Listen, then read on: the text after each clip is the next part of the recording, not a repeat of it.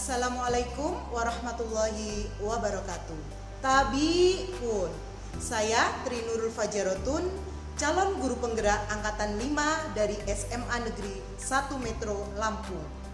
Pada kesempatan kali ini saya akan memaparkan dan berbagi aksi nyata modul 1.1 implementasi filosofi pemikiran Ki Hajar Dewantara. Dalam program pendidikan guru penggerak angkatan 5 ini, saya berada di bawah bimbingan fasilitator Bapak Dr. Andes Subaidi MMPD dan pengajar praktek Ibu Asih Fitriana Dewi MPD. Pemikiran Ki Hajar Dewantara. Pembelajaran serta pengalaman baru banyak saya dapatkan dari pemikiran-pemikiran Ki Hajar Dewantara yang sangat menginspirasi dan memunculkan beberapa ide atau gagasan, serta ingin menerapkannya dalam pembelajaran, walaupun secara bertahap. Yang pertama, menurut Ki Hajar Dewantara, pendidikan sebagai usaha menuntun segenap kekuatan kodrat yang ada pada anak, baik sebagai individu maupun sebagai anggota masyarakat, agar dapat mencapai kesempurnaan hidup. Berdasarkan pemikiran tersebut, pendidikan mesti disandarkan pada penciptaan jiwa merdeka, cakap, dan berguna bagi masyarakat. Pada dasarnya, dalam proses pendidikan, anak-anak hidup dan tumbuh sesuai kodratnya sendiri. Yang kedua, Ki Hajar Dewantara menjelaskan bahwa dasar pendidikan anak berhubungan dengan kodrat alam dan kodrat zaman. Ki Hajar Dewantara hendak mengingatkan pendidik bahwa pendidikan anak sejatinya menuntut anak mencapai kekuatan kodratnya sesuai dengan alam dan zaman. Bila melihat dari kodrat zaman, pendidikan saat ini menekankan pada kemampuan anak untuk memiliki keterampilan abad 21. Perasaan selama proses perubahan. Proses perubahan dalam penerapan aksi nyata, saya merasa ada beberapa hal yang belum saya terapkan sepenuhnya dari filosofi pemikiran Ki Hajar Dewantara pada modul 1.1 yang telah saya pelajari. Saya merasa sedih ketika melihat peserta didik kurang semangat dalam belajar dan terbebani dengan tugas-tugas terkait capaian materi yang harus diselesaikan.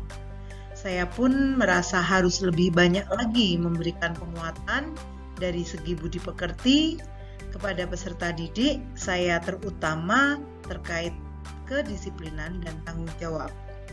Menuntun dalam bentuk pembimbingan, fasilitasi, dan pelayanan terhadap kebutuhan peserta didik harus saya lakukan untuk tumbuh kembang peserta didik seutuhnya sesuai dengan kodrat alam dan zamannya.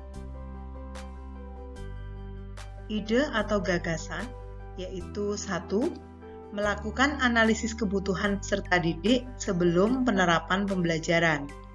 Yang kedua, berkolaborasi dengan peserta didik dalam pembelajaran. Yang ketiga, memilih metode pembelajaran yang menyenangkan. Dan yang keempat, mendidik sesuai dengan kodrat zaman dengan memberikan bekal keterampilan abad 21.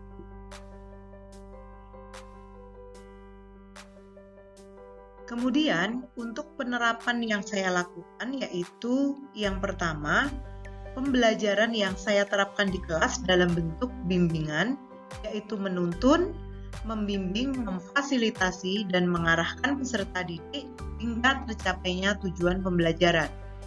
Yang kedua, membuat analisis kebutuhan peserta didik, baik itu angket ataupun wawancara sebelum proses pembelajaran diterapkan. Yang ketiga, membuat pembelajaran yang berpusat pada peserta didik. Yang keempat, melaksanakan bimbingan secara klasikal dan individual. Bimbingan individual ini nanti dilaksanakan atas kesepakatan antara guru dan peserta didik di luar jam kegiatan belajar mengajar. Yang kelima, membuat desain pembelajaran yang dapat memerdekakan, menyenangkan, dan sesuai dengan perkembangan teknologi saat ini. Dan yang keenam adalah membuat media pembelajaran interaktif yang efektif dan efisien untuk diakses peserta didik sebagai sumber belajar sehingga tercapai student well-being.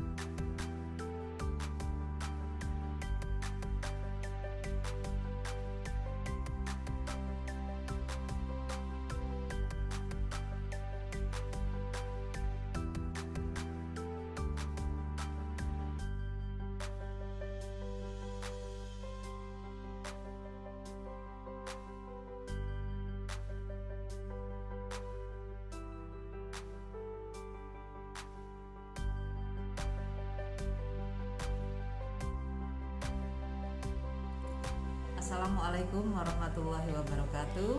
Tabi pun, saya Purwaningsih, Kepala SMA Negeri 1 Metro Lampung. Dalam kesempatan ini ingin memberikan satu pernyataan atau statement saya tentang guru penggerak atau calon guru penggerak yang berasal dari SMA Negeri 1 Metro atas nama Ibu Tri Nurul Fajarotun MTI yang merupakan salah satu peserta calon guru penggerak di angkatan kelima tahun 2022 ini. Saya mempelajari kiprah atau langkah-langkah guru kami tersebut dalam memberikan pelayanan pembelajaran kepada anak-anak. Yang pertama, saya melihat bahwa Ibu Tri Nurul Fajarotun sudah melaksanakan analisis kebutuhan bagi peserta didik sesuai dengan hal-hal yang diinginkan. Contoh, satu, memberikan pembelajaran sesuai dengan apa yang peserta didik inginkan. Kemudian proses pembelajaran yang menyenangkan. Selanjutnya proses pembelajaran yang interaktif, ada komunikasi antara guru dengan siswa sangat nampak. Kemudian yang berikut sesuai dengan perkembangan jasmani dan rohani, kemudian sesuai dengan perkembangan kekinian, milenial. Apa yang dibutuhkan siswa saat ini yang berkaitan dengan IT, beliau sampaikan secara baik. Dan metode-metode pembelajaran seperti inilah yang ingin kami kembangkan di SMA Negeri 1 Metro, terutama melalui satu program calon guru penggerak di angkatan kelima tahun 2022 ini. Semoga dengan hadirnya Ibu Tri Nurul Fajarotun MTI mengikuti kegiatan guru atau calon guru penggerak akan mempermudah kami dalam memberikan pelayanan pembelajaran dan lebih mendekatkan anak-anak dalam pembelajaran TIK pada satu metode yang sangat menyenangkan, sehingga tujuan pembelajaran akan tercapai. Kemudian hal-hal yang terkait dengan mekanisme pembelajaran juga akan terpenuhi. Itu saja untuk kesan dan pesan saya kepada Ibu Tri Nurul. Laksanakan kegiatan ini dalam program calon guru penggerak angkatan kelima 2022. Semoga menjadi guru penggerak yang betul-betul bisa menggerakkan seluruh lini dari proses pembelajaran di SMA Negeri 1 Metro. Terima kasih. Billahi taufiq wal hidayah. Assalamualaikum warahmatullahi wabarakatuh. Assalamualaikum warahmatullahi wabarakatuh. Tabipun, perkenalkan nama saya April Moko, guru TIK di SMA Negeri 1 Metro. Salah satu guru kami yaitu Ibu Tri Nurul Fajarotun Eskom MTI Saat ini merupakan peserta pendidikan dan pelatihan guru penggerak tahap 5 tahun 2022. Beliau merupakan sosok yang aktif dan inovatif dalam dunia pendidikan, baik di tingkat kota, provinsi maupun nasional. Beliau merupakan pengurus FG TIK Nasional, kemudian pengurus MGMP TIK Provinsi Lampung, dan merupakan ketua MGMP TIK Kota Metro.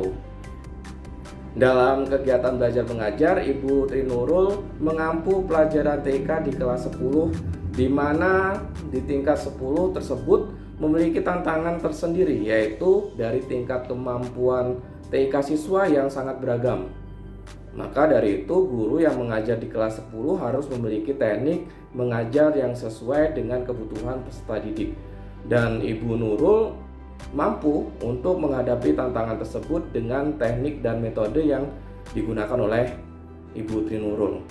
Pemilihan materi juga sesuai dengan kebutuhan dari peserta didik tersebut karena ditentukan melalui analisis kebutuhan TIK dan tentunya disesuaikan atau mengikuti perkembangan zaman. Metode mengajarnya juga bervariatif sehingga peserta didik tidak merasa bosan dengan pembelajaran yang diberikan oleh Ibu Tri Nurul. Ibu Tri Nurul juga memiliki kedekatan dengan peserta didik sehingga peserta didik tersebut merasa nyaman untuk mengikuti pelajaran TIK. Saya berharap dengan Ibu Tri Nurul menjadi guru penggerak dapat memberikan kontribusi yang lebih kepada sekolah dalam pelayanan pendidikan kepada peserta didik dan tentunya dapat memberikan imbas ilmu yang dimiliki kepada rekan-rekan guru, terutama bagi guru TIK di sekolah maupun di Kota Metro. Cukup sekian dari saya, terima kasih. Wassalamualaikum warahmatullahi wabarakatuh. Assalamualaikum warahmatullahi wabarakatuh. Nama saya Wirdiati Lanjar Pinili. Saya siswi SMA Negeri 1 Metro. Saya di sini akan memberikan gambaran tentang bimbingan TIK. Bimbingan TIK itu sangat menyenangkan karena pembelajarannya sangat inovatif dan mengikuti perkembangan teknologi saat ini. Jika saya tidak paham dengan materi bimbingan TIK, saya bisa meminta Bu Nurul untuk belajar secara individual di luar jam pelajaran bimbingan TIK. Sekian, terima kasih. Wassalamualaikum warahmatullahi wabarakatuh.